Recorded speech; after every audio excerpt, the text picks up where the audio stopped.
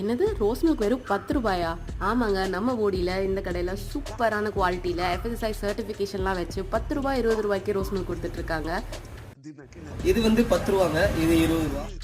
So நம்ம ரெண்டுலேயுமே 10 ரூபாய்க்கு ஒரு கப் வாங்கியாச்சு.